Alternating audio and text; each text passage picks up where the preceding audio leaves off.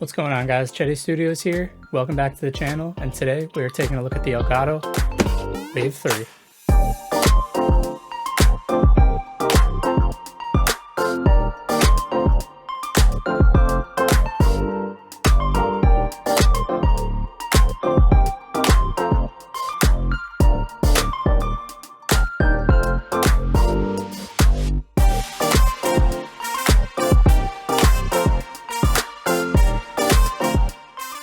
So I haven't posted in a while. I've been really trying to focus on the stream and improving the quality of that. And I do stream on this channel, so if you guys want to come and stop by, hang out, hit that sub button, Monday, Wednesday, 7 o'clock EST, I'll be here.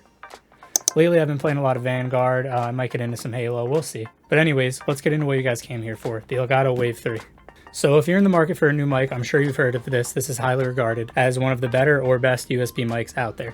So as I said earlier, I was trying to improve the quality of my stream and the audio was kind of poor. So I was in the market for a new mic and I did a bunch of research, a bunch of shopping around for the best budget mic that I could find. Because we're all about budget on the channel. We're not trying to spend a whole bunch of money. We're not putting a giant production together here. Not yet, at least. And this is one of the top mics that comes up when you're looking for a nice microphone that won't break the bank. Not only is the quality stunning on this, but the Wavelink software is next to none. It's not like anything you'll get with any other USB mic. Razer did just come out with the Siren V2 Pro, which does have similar software. They're the first ones to copy Elgato, which I'm very surprised about because this is some amazing software. But it doesn't really run quite as smooth as Wavelink does, not yet at least. So in my book, this is really the only mic that has that software that's going to be a huge game changer for you, the streamer. So today we're going to take a look at a couple things. The mic itself, what comes in the box with it, what it is. We'll go over the difference between the Wave 1 and the Wave 3 because they're very similar, but a little bit of a different price point. The Wave 1 comes in at $100 on Amazon, whereas the Wave 3 is $150.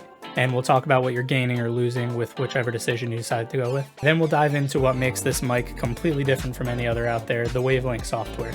What it is and how to use it, which it's really easy to set up so that won't take long, and why you can kind of factor this into the budget of your microphone because it stands in place of an XLR, but we'll get into that in a little bit. And at the end of the video, I'll just give you guys a quick rundown, my opinion on the mic, why I ended up choosing it, if I have any regrets on it, and that'll help you decide if this really is the right mic for you. As always, timestamps will be in the description down below as well as on the timeline, so if you'd like to scrub through to get to a certain part of the video, you have the option to do that. And so now we'll get into part one. What's in the box? What's in the box? Alright guys, so we'll start by taking a look at the price point between the Wave 1 and the Wave 3.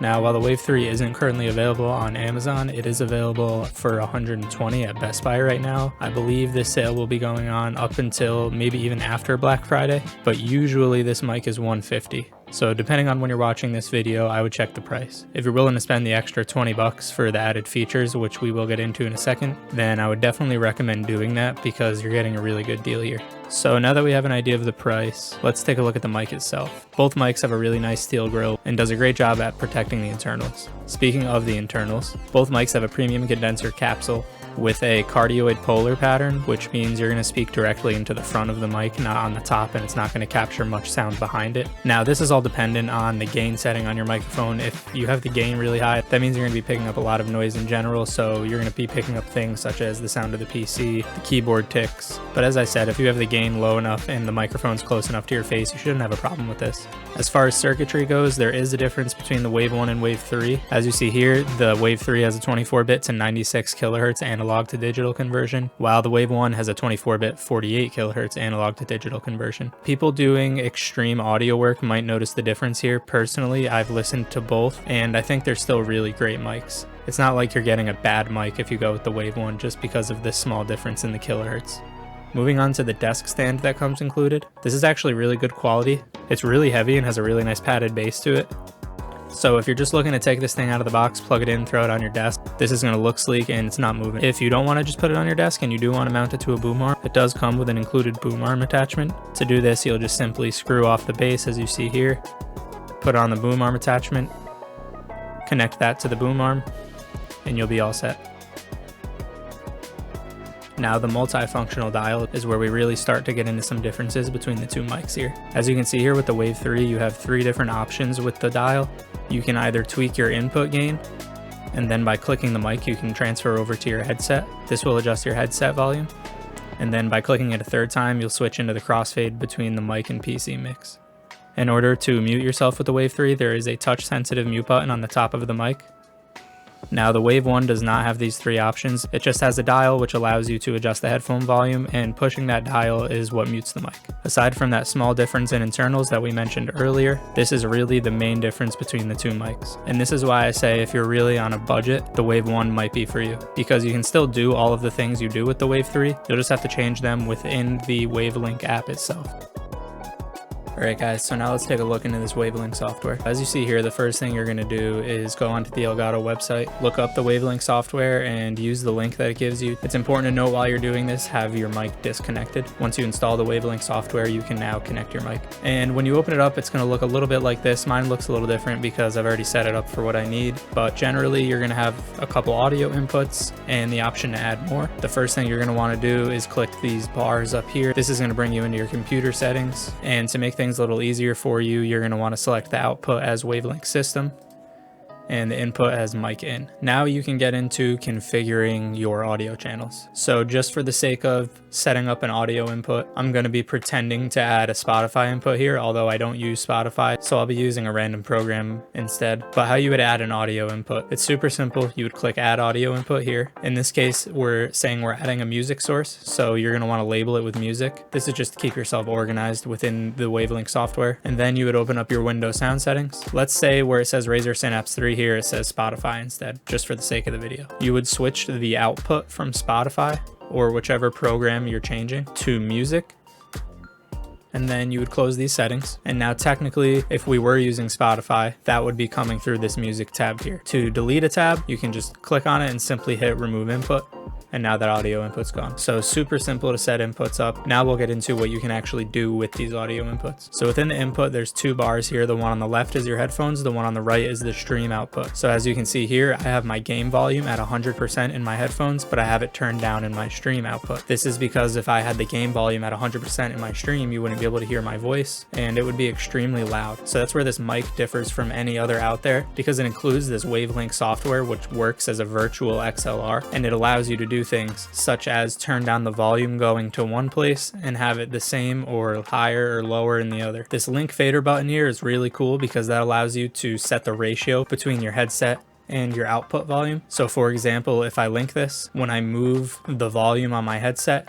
the stream volume moves with it, and vice versa. So that link fader will keep that ratio of headset volume to output volume. Now we'll get into what the monitor mix is here. This selection here is going to be where the output of volume from your computer is going. So if I were using a headset, I would want to set this to headphones. I would have my headphones plugged into the mic. The volume would be coming through the microphone into my headphones, and I'd be able to hear my game, my music, my browser, whatever's happening in the background of my PC. Now you can see this little ear icon here. What that does is it tells you that's what you're currently hearing in your headphones. If I were to switch that to my stream output, I would now be listening to what my stream hears. So this is useful if you don't have a way to check your stream to make sure everything sounds all right. You can check this by clicking the ear icon under stream output, which you would link to your open broadcasting software, whether that's OBS or Slobs, and you would be able to hear in real time what's going on there. So a super useful tool and a game changer when it comes to streaming. Now you will need the Wave 3 or Wave 1 to work with this. You can't just download the software on its own and use it with a different mic, which is why I highly recommend this microphone over any other out there, because no other microphone really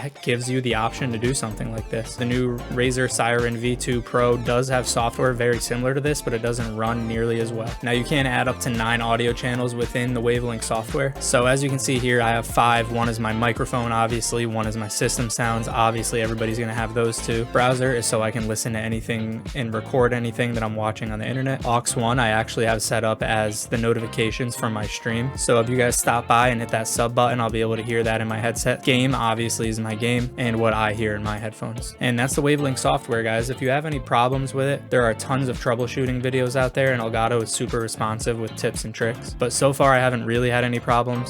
The only one problem I have had is sometimes the lights on my Wave 3 won't light up. The microphone still works fine and everything, I just won't see the indicator lights on top of and around the multifunctional dial. But there's a super easy way to fix this. It's when you go into the Wavelink software, you would just hit your Elgato Wave 3 options, and where it says LED direction, you can just hit that again and your lights would just turn back on. I forgot to mention, if you do have the Wave 1 and you don't have those multifunctional dials that the Wave 3 has, this is where you're going to do that tuning. Whether you're changing your input gain, your output volume to your headphones, or the PC to microphone mix, you would do it all in here rather than on the dial. As I said earlier, it's only $20 more at the time of this video to get the Wave 3, so you might as well just do that. But if you're really in a crunch, personally, I don't think it's that big of a deal to have to come in here to the software and change it yourself. You have a couple other options in here as well. Wave gain lock, for example. As you see here, some devices will change the gain of your microphone automatically.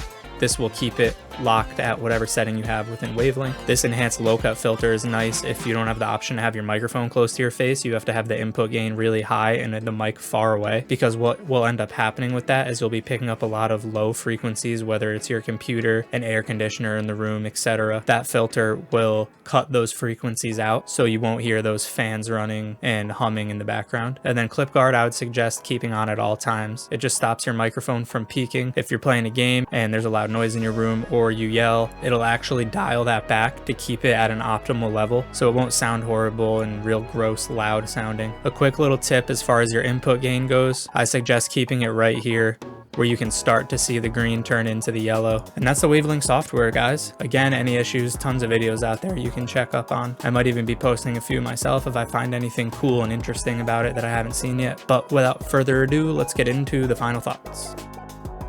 Alright, so final thoughts. If you're in the market for a new mic, I think the Wave 1 or the Wave 3 could really be for you. It has amazing build quality, the audio quality is great, and the Wavelength software is next to no other software you're going to get with a USB mic out there. Personally, if I were to go back in time, I might even pick up the Wave 1. Now, I'm not going to return this or anything, I love the Wave 3, but I just don't find myself using the dial on the fly really. I'm also the type of person where if I want to adjust any settings, I'd rather not take my hand off the mouse or the keyboard, and I would just do it with that. So I possibly could have saved 50 bucks there, but at the same time, as we went over, the Wave 3 does by the book have better audio quality, so I'm not too upset by it. But if you're on a budget, you're really not missing out on a whole bunch with the Wave 1. That could be a really great option for you, especially because it's only at $100 right now on Amazon. But overall, I am happy with it. It's been a game changer for my stream. Whether it's setting up the game volume to the stream or even just my voice, it sounds so much better. And it's so much easier to adjust these settings as well. Again, as I mentioned earlier, Monday, Wednesdays, 7 o'clock Eastern time. If you guys want to see the old Elgato Wave 3 in action, stop by and check out the stream. But feel free to let me know what you guys think about the microphone. Is it worth your money? Would you rather go with something a little bit cheaper and not have that Wavelength software? If you guys are looking to pick one up, there might be a Black Friday deal somewhere out there, so keep your eyes peeled on that. And also let me know in the comments how I did with this video. Did you enjoy it? And let me know how I can make things better. Whether it's the photography on my Instagram, the videos on my channel, or my stream, I'm always trying to one-up myself from the last time, and feedback from you guys is awesome because that allows me to know what I need to work on. Anyways, thanks a lot for stopping by, guys. Don't forget to slap that like, slap that subscribe, and I'll see you guys next time.